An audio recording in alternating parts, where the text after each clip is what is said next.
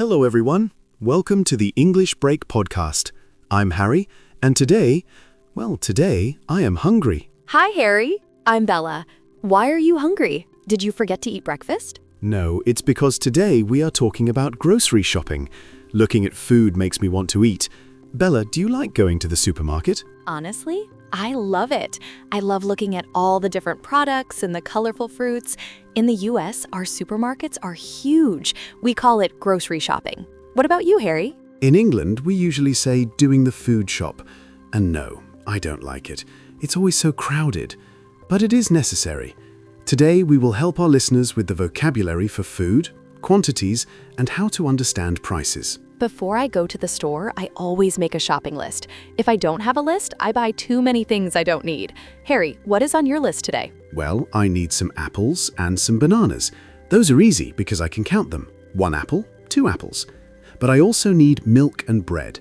You can't say 1 milk, right? Exactly. Milk is uncountable, so we use containers. I need a carton of milk or a gallon of milk. And for bread, we say a loaf of bread or a slice of bread. That's a good point. Let's look at more containers. For pasta or rice, we say a packet. For soda or beans, we say a can or a tin in the UK. And for jam or honey, we say a jar. I also need a head of lettuce for my salad.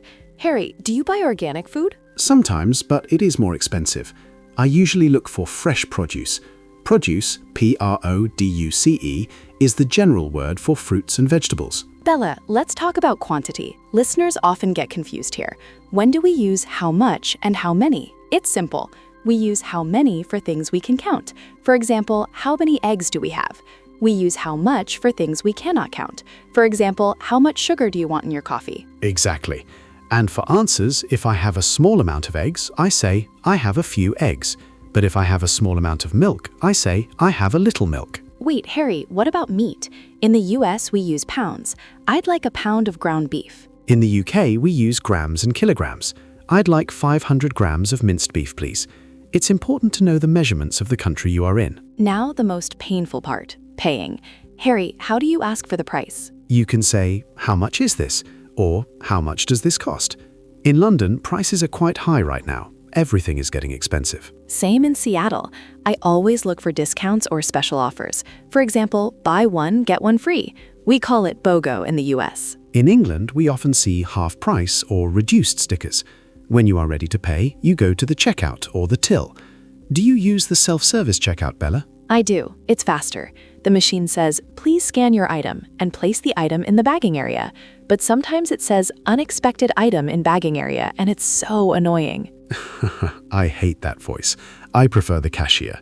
They ask, would you like a bag? Or, do you have a loyalty card? Time for our big breakdown. Let's review the most important words for your next grocery trip. First, the difference between grocery shopping, US, and food shop, UK. Both mean buying food for your home. Then containers, a carton for milk or juice, a jar for jam, a can or tin for soup, and a loaf for bread. Measurements. Remember a few for countable, a few lemons, and a little for uncountable, a little flour.